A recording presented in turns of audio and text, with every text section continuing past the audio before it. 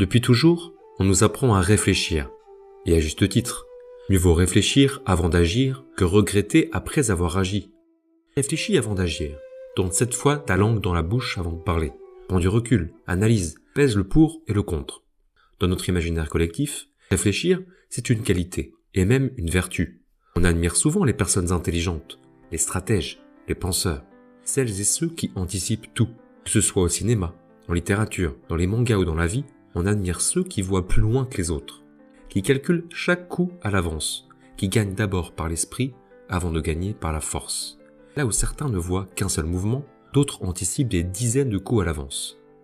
Penser, réfléchir, anticiper, ça ne peut pas être un problème. Si. Et pourtant, il arrive un moment où réfléchir n'éclaire plus, où réfléchir devient une manière de ne plus agir du tout. Il y a une différence immense entre réfléchir avant d'agir et penser pour éviter d'agir. Est-ce que tu connais l'overthinker ?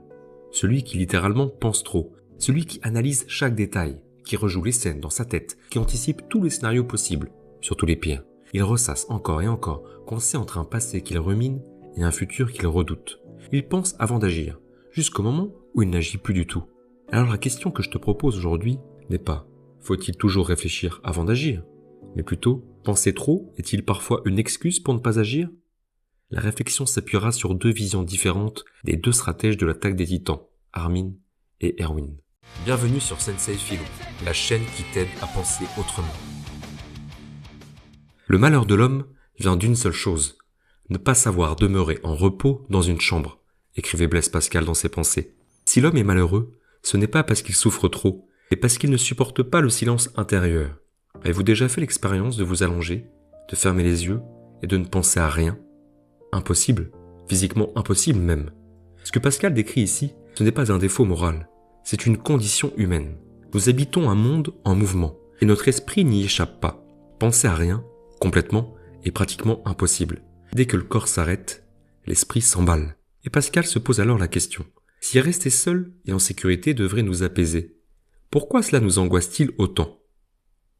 Parce que le repos nous confronte à ce que nous fuyons le plus, notre finitude, notre fragilité, le fait que nous allons tous mourir. Tout le malheur des hommes vient d'une seule chose, qui est de ne pas savoir demeurer en repos dans une chambre. Alors, pour ne pas penser à notre finitude, pour ne pas angoisser, l'homme se divertit pour oublier. Le divertissement, c'est tout ce qui détourne l'esprit de l'essentiel.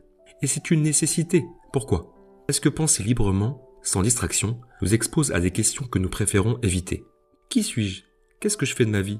Et si je me trompais ? Alors l'homme se divertit. Du pain et des jeux, écrivait Juvénal. Les écrans ont remplacé les cirques et les spectacles. Mais sinon, tout y est. Et c'est là que je reviens au sujet et à la problématique de départ. Car le divertissement n'est pas seulement extérieur, il peut être intérieur. Penser peut devenir un moyen de se divertir de soi-même. Reprenons l'overthinker, littéralement celui qui pense trop. Il ne fuit pas le silence par le bruit, il le fuit par la pensée. Il anticipe, il analyse, il rejoue les scènes, il imagine tous les scénarios possibles. Il ne s'engage pas besoin de décider, de prendre position, de faire un vrai choix, tout se passe dans sa tête. Penser devient une occupation mentale permanente, une manière élégante d'éviter le passage à l'action. Et c'est là que la pensée cesse d'être une lucidité pour devenir un refuge mental. Penser ici, c'est se créer un espace où l'on n'affronte pas la réalité. Armin, dans l'attaque des titans, incarne bien l'overthinker. Il voit plus loin que les autres, il comprend les enjeux, il mesure le prix de chaque décision. Et cette lucidité a un coût. Penser, c'est aussi retarder le moment de perdre quelque chose. Décider, c'est renoncer. Agir, c'est accepter de perdre quelque chose pour de bon. Très tôt dans le manga, Armin n'est pas celui qui agit en premier. C'est celui qui pense ce que l'action va coûter. Et c'est précisément ce qu'il paralyse parfois. Dans la bataille de Trost, saison 1, épisode 8, Armin passe de longues secondes à analyser la situation avant de proposer une stratégie. Mikasa lui dit « Aie confiance, tu as le pouvoir de trouver les bonnes solutions. Ce pouvoir nous a déjà sauvé la vie à Eren et à moi. » Armin est le seul à comprendre ce qu'il faudrait faire. Mais il hésite, parce que la moindre erreur peut condamner tout le monde. Il hésite parce qu'il sait ce que l'action détruit. Penser pour Armin, ce n'est pas seulement comprendre. C'est aussi différer le moment de perdre quelque chose pour de bon. Décider, c'est renoncer à toutes les autres possibilités. Agir, c'est porter les conséquences même quand elles sont irréparables.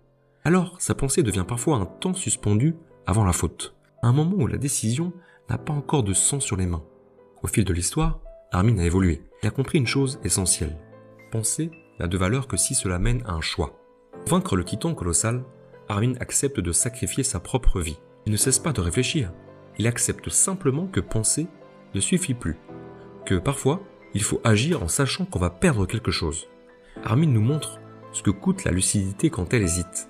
Le problème n'est peut-être pas de penser trop, mais de ce qu'on fait, de ce qu'on sait. Et dans le même monde qu'Armin, il existe un homme, un stratège, qui pense tout autant et qui agit quand même. Un homme qui a choisi d'envoyer les autres et lui-même vers une mort certaine. Erwin Smith. Erwin est tout sauf un homme impulsif. C'est un stratège, un calculateur, un homme qui anticipe chaque variable. Il sait que ses soldats vont mourir. Il sait que certaines batailles sont perdues d'avance. Et pourtant, il agit. Dans la charge contre le titan bestial, à la saison 3, Erwin ne trompe personne. Il dit à Levi, autant tenter le tout pour le tout avec cette tactique. Il faut simplement que je persuade les jeunes de se sacrifier en leur servant un beau discours bien senti. Mais si je ne donne pas l'assaut, ils ne me suivront sûrement pas. Il ne promet ni victoire, ni sens, ni salut. Il ne se cache pas derrière de grandes illusions. Erwin ne fuit pas l'angoisse par la pensée. Il traverse l'angoisse et agit quand même. Philosophiquement, Erwin était un anti-overthinker. Pourquoi ? Parce qu'il accepte une chose que l'overthinker refuse. L'action précède toujours la certitude. Comme nous le rappelle Jean-Paul Sartre dans L'être et le néant, l'homme fait nécessairement des choix dans sa vie, des choix qu'il définissent d'ailleurs. L'homme ne choisit pas de naître, mais une fois qu'il naît, l'homme ne peut pas ne pas choisir. Même refuser de choisir est un choix. C'est pourquoi Sartre dit sa phrase célèbre. L'homme est condamné à être libre. Condamné parce qu'il doit choisir, agir, et agir sans garantie que son choix est le bon. Il doit agir sans pouvoir revenir en arrière. C'est pourquoi tu peux ressentir de l'angoisse quand tu as à faire des choix. Tu es libre de choisir, mais si tu te trompes, tu n'es pas omniscient, mais tu es libre de choisir. Immense responsabilité. Sartre va encore plus loin. Il dit cette phrase, de prime abord choquante, dans La République du silence. Je cite « Jamais nous n'avons été plus libres que sous l'occupation allemande. » Paradoxal, évidemment. Les Français avaient perdu d'innombrables libertés. Et pourtant, chaque choix comptait davantage. Aider ou non. Se taire ou parler. Résister ou obéir. Dans ces situations extrêmes, la liberté se révèle pleinement. Parce que choisir peut coûter la vie. Sartre poursuit, je cite « Le secret d'un homme, ce n'est pas son complexe d'Oedipe ou d'infériorité, c'est la limite même de sa liberté. C'est son pouvoir de résistance au supplice et à la mort. » Erwin vit exactement ça. Un monde où chaque décision a un prix immédiat. L'overthinker, lui, cherche une décision sans perte, une action qu'on ne regretterait pas. Mais cette certitude n'existe pas. Erwin agit non pas parce qu'il est sûr, mais parce qu'il accepte de porter la responsabilité d'un choix imparfait. Comme nous dit Nietzsche dans les Considérations inactuelles, il est impossible de vivre sans se souvenir. Penser, revenir sur ce qui nous arrive, ressasser un moment, ce n'est pas une faiblesse, c'est une nécessité humaine. Dans Ainsi parlait Zarathustra, Nietzsche nous invite même à ruminer comme les vaches, afin que les pensées ne nous restent pas sur l'estomac ou le cœur. La rumination permet tout d'abord de digérer les événements, de les comprendre et de les inscrire dans la mémoire. Mais il y a un seuil, un moment où la pensée cesse d'assimiler et commence à tourner à vide. Il est impossible de vivre sans se souvenir, mais il est absolument impossible de vivre sans oublier. Ruminer sans cesse empêche d'être heureux. Nietzsche écrit en imaginant un homme qui ne pourrait pas oublier, je cite « Un tel homme ne croirait plus à sa propre essence, ne croirait plus en lui-même. Tout s'écroulerait pour lui en point mouvant pour se perdre dans cette mer du devenir. » Toute action exige une part d'oubli. Agir, c'est accepter de ne pas tout garder en tête, de ne pas tout peser une dernière fois, de ne pas rester collé à chaque conséquence possible. Celui qui rumine sans fin finit par se dissoudre dans ce qu'il pense, comme dit Nietzsche. Il n'est plus vraiment sujet de sa vie, il devient spectateur de ses propres scénarios. C'est exactement là que l'overthinker devient un piège. Non pas parce qu'il y a trop de pensées, mais parce qu'il n'y a plus de passage à l'acte. L'overthinker ne cherche pas la vérité, il cherche une action sans perte, une décision sans renoncement, une certitude qui dispenserait de choisir. Mais comme le disait Nietzsche, sans oubli, il n'y a ni action, ni création, ni responsabilité possible. Erwin, lui, pense jusqu'au bout. Il sait aussi quand cesser de ruminer. Il accepte de laisser derrière lui ce pourquoi il se battait. Il voulait tellement vérifier ses théories, poursuivre ce que son père avait commencé. Mais il a pensé, il a choisi, il a agi. Penser peut être une digestion nécessaire, une lucidité réelle ou un refuge confortable contre l'action. Tout dépend d'une chose. Est-ce que la pensée accompagne l'action ou est-ce qu'elle la remplace? Alors, si Armin et Erwin sont tous les deux intelligents, s'ils sont tous les deux lucides, qu'est-ce qui les distingue vraiment? Ce n'est ni le courage, ni l'intelligence, ni la couleur des cheveux. C'est leur rapport au temps. Chez Armin, surtout au début, penser sert à maintenir le plus d'avenir possible. Chaque décision ferme des portes. Chaque action détruit un futur potentiel. Penser pour lui, c'est retarder la fermeture. Qui dit retarder, dit préserver l'espoir. C'est pour ça qu'Armin hésite. Il n'hésite pas parce qu'il est faible, parce qu'il voit trop bien ce qu'il peut perdre. Armin ne comprend pas le choix de Levi qui l'a sauvé. Armin ou Erwin? Pour Armin, le choix était clair. Il dit, je cite, « Pourquoi avoir opté pour moi ?» La logique aurait pourtant dicté de sauver le Major en priorité, non? Caporal, pourquoi m'avoir choisi moi? Ça m'échappe complètement. Le Major nous était indispensable. Sans lui, pour nous guider, comment va-t-on faire désormais? Pourquoi? Parce qu'Erwin incarne encore un futur pour l'humanité. Armin, lui, ne se pense pas comme une certitude, mais comme une possibilité parmi d'autres. Et le monde de SNK est brutal. Il ne récompense pas ceux qui préservent le possible. Il récompense ceux qui acceptent de le sacrifier. Et le monde de l'attaque des titans ne pardonne pas ça. Erwin, lui, pense autrement. Il sait que le futur est déjà condamné, que le monde est tragique. Il sait que certaines pertes sont inévitables. Sa pensée ne cherche pas à sauver le possible. Elle cherche à assumer l'irréversible. Erwin ne pense pas pour garder des options ouvertes. Il pense pour choisir quelle perte il accepte. C'est pour ça qu'il peut agir là où Armin hésite. Non pas parce qu'il souffre moins, mais parce qu'il a accepté une chose terrible. Penser ne sauvera pas tout. Lors de la charge contre le titan bestial, un seul soldat survit au carnage. Flock Forster, celui qui a ramassé le corps d'Erwin au milieu des cadavres.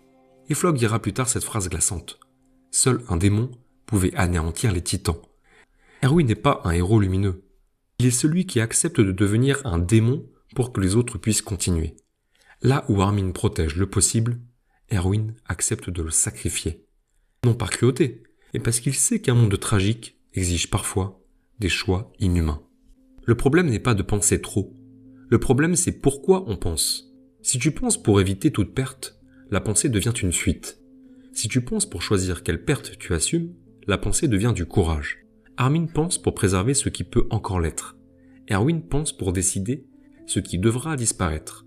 L'un retarde le moment de perdre, l'autre choisit quand et comment perdre. Et c'est pour ça que leur opposition est si violente. Quand Armin accepte de mourir face au titan colossal, il ne devient pas Erwin.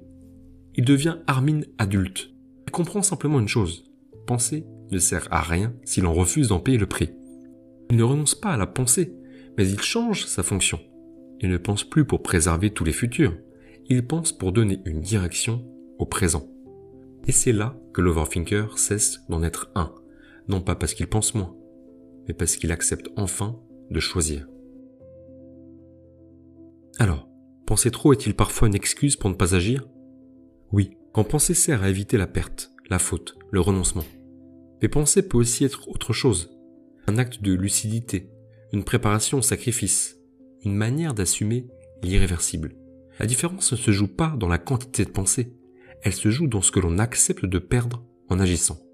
L'Overthinker ne manque pas de réflexion, il manque d'acceptation. Mais il n'existe pas de pensée assez parfaite pour nous dispenser d'agir. Un moment, penser doit cesser de suspendre la vie pour commencer à la porter.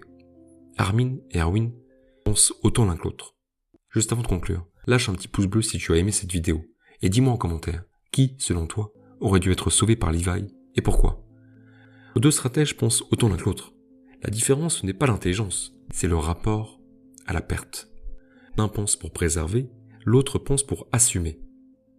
Et dans un monde tragique, penser pour préserver trop longtemps finit toujours par coûter plus cher.